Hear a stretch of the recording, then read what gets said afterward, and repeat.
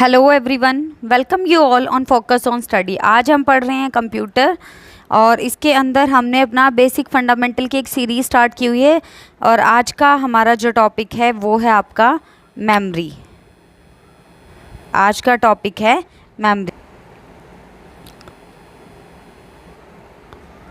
आज हम अपना टॉपिक पढ़ेंगे मेमोरी ऑफ कंप्यूटर।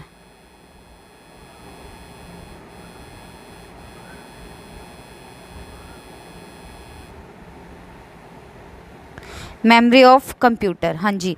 अब देखो, कंप्यूटर के अंदर हम पढ़ चुके हैं input devices, output device. Output device से अभी कुछ पॉइंट्स रहते हैं, वो हम किसी क्लास में डिस्कस कर लेंगे। आज जो है हमने न्यू टॉपिक स्टार्ट किया है मेमोरी ऑफ कंप्यूटर, ठीक है जी। अब देखो, अब जब हम डाटा को इनपुट करते हैं, प्रोसेस करते हैं, उसमें से कुछ डाटा क्या होता है, स्टोर भी होता है, ठीक है। तो कंप्यूटर में डाटा को स्टोर करने के लिए क्या होता है, मेमोरी होती है, जहाँ पर हम डाटा को स्टोर करते हैं। अभी इससे ज़्यादा डिटेल में हम यहाँ पर नहीं पढ़ेंगे, क्योंकि आज हम पढ़ेंगे मेमोरी जो है किस किस यूनिट के अंदर कैसे कैसे स्टोर हो सकती है। वहाँ से हमने अपना टॉपिक को स्टार्ट किया है। बाकी जैसे जैसे आप टॉपिक पूरा पढ़ते जाएंगे सब चीज़ें आपको डिटेल में पता लग जाएंगी। अब देखो, जो मेमोरी है उसका यूज़ क्या होता है, कंप्यूटर में क्या करता है मेमोरी। कंप्यूटर में जो डाटा होता है, जो इन्फॉर्मेशन होती है, उसको क्या करते हैं, स्टोर करने के लिए। क्या करने के लिए, स्टोर करने के लिए।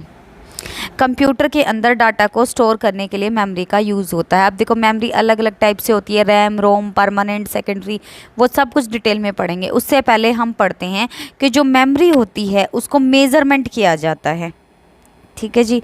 कोई भी चीज़ है तो उसे मेमोरी को भी मेज़रमेंट किया जाता है, मेज़र्ड किया जाता है।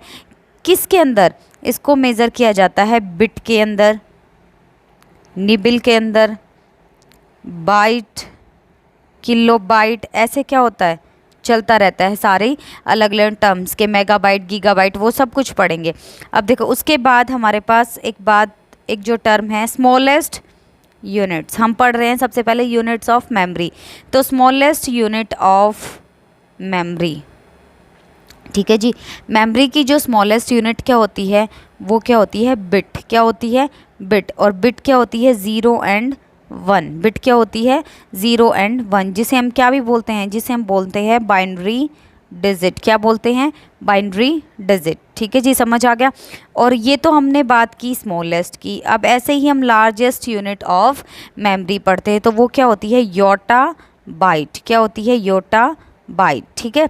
स्मॉलेस्ट क्या होती है, बिट, और बिट क्या होती है, 0 एंड 1, और इसी को हम क्या बोलते हैं, बाइनरी डिजिट्स। और बाइनरी डिजिट, या फिर ये पूछ लिया जाए कि बाइनरी डिजिट क्या होती हैं, तो 0 एंड 1 की फॉर्म में होती हैं, ठीक है। ये अब समझ आ गया इतना। अब देखो, इसके बाद मैं एक टेबल जो आपको बना रही हूँ, वो बहुत बार उसमें से क्वेश्चन जो पेपर में आ जाता है, एग्जाम में उसमें से क्वेश्चन पूछ लेते हैं। सबसे पहली बात, जो 4 बिट होता है, ठीक है जी, 4 बिट, वो किसके इक्वल होता है, वो होता है 1 निबल के इक्वल। किसके इक्वल होता है, 1 निबल के इक्वल। अब ऐसे ही 8 जो बिट होता है वो किसके इक्वल होता है, वो होता है 1 बाइट के इक्वल। किसके इक्वल, 1 बाइट के इक्वल। यहाँ से ये चीज़ें तो दोनों आपको बिल्कुल अच्छे से याद रखनी है। 4 बिट 1 निबल के इक्वल है और 8 बिट 1 बाइट के इक्वल है। अब सिर्फ हमेशा ये एक ही टर्म 1024, 1024, क्या बात कर रहे हैं, 1024 बाइट ली हमने, तो ये किसके इक्वल है, 1 किलो बाइट के अंदर, किलो बाइट के बी, ठीक है जी।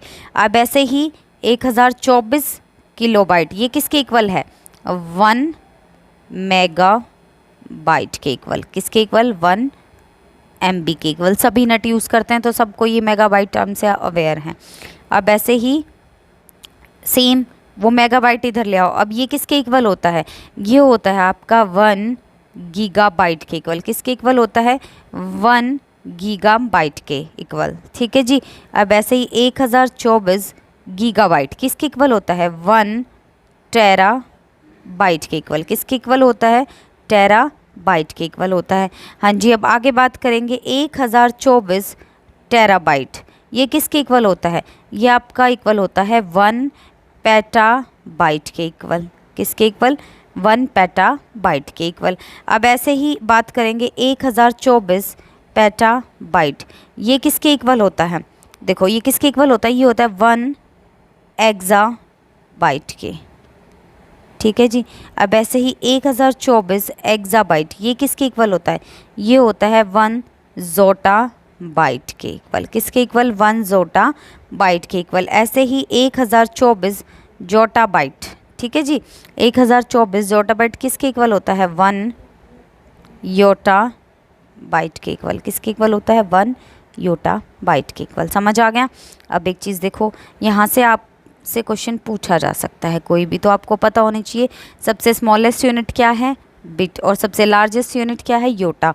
अब देखो 4 बिट किसके इक्वल है, 1 निबिल के, और 8 बिट किसके इक्वल है, 1 बाइट के। अब देखो सिर्फ तुम्हें याद रखना है ये kilobyte, megabyte, gigabyte, terabyte, petabyte, exabyte, zettabyte और योटाबाइट, इधर यही आ रहे हैं। जैसे देखो ये था तो ये यहाँ आ गया, ये था तो ये यहाँ आ गया, ठीक है। समझ आ गया आप सभी को इतना, इसमें मुझे नहीं लगता किसी को कोई भी प्रॉब्लम हो। हाँ जी, अब इसके आगे जो है ये बेसिक चीज़ें थी हमने पढ़ ली। अब हमारा टॉपिक क्या है, हमारा टॉपिक है मेमोरी। अब देखो मेमोरी का यूज़ कहाँ होता है, डाटा को स्टोर करने के लिए।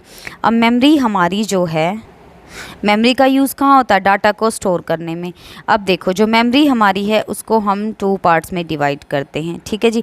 कुछ लोग जो है एक कैश मेमोरी के बारे में भी बात करते हैं, वो चीज़ें भी हम पढ़ेंगे लेकिन बाद में। अभी सिर्फ जो है हम अपना टॉपिक जो है कॉन्सेप्ट के अकॉर्डिंग चल रहे हैं। फर्स्ट बोलते हैं हम प्राइमरी मेमोरी, ठीक है जी। नेक्स्ट मेमोरी का जो सेकंड टर्म है उसे हम बोलते हैं, दूसरा पार्ट क्या है, सेकेंडरी मेमोरी। सेकेंडरी मेमोरी या फिर हम इसे बोलते हैं ऑक्सिलरी मेमोरी। क्या बोलते हैं, ऑक्सिलरी मेमोरी, ठीक है।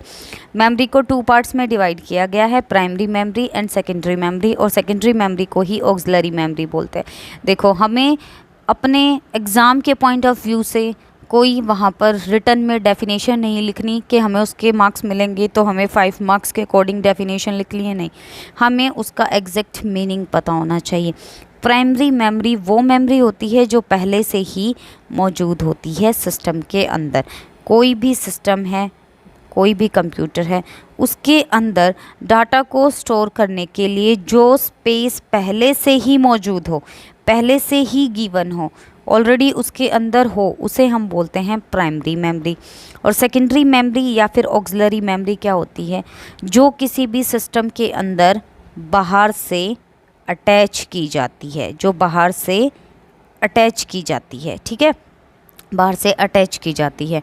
अब अगर मैं 4 ऑप्शन दूंगी तो उससे आप समझ भी जाएंगे कि ये जो है हमारी बाहर से अटैच की जाती है, ठीक है। अब जो है अगर मैं सीडी की बात करूंगी तो सबको पता है कि सीडी कंप्यूटर के अंदर ऑलरेडी नहीं होती, वो तो बाहर से अटैच की जाती है, तो वो एक सेकेंडरी मेमोरी है। कभी कभी कई जगह हम पढ़ते हैं कि मेमोरी जो है प्राइमरी मेमोरी, सेकेंडरी मेमोरी और कैशे मेमोरी होती है। नहीं, मेमोरी जो है प्राइमरी मेमोरी और सेकेंडरी मेमोरी ही होती है। प्राइमरी जो है सिस्टम के अंदर ऑलरेडी होती है और ऑक्सिलरी या फिर सेकेंडरी जो हम बाहर से अटैच करते हैं। अब देखो प्राइमरी मेमोरी के अंदर आता है रैम, रोम, और जो हम पढ़ते हैं कैशे मेमोरी, वो भी प्राइमरी मेमोरी के अंदर ही काउंट किया जाता है। अब उसके बात कर रहे हैं हम सेकेंडरी मेमोरी के लिए। सेकेंडरी मेमोरी जैसे कि ऑप्टिकल डिस्क,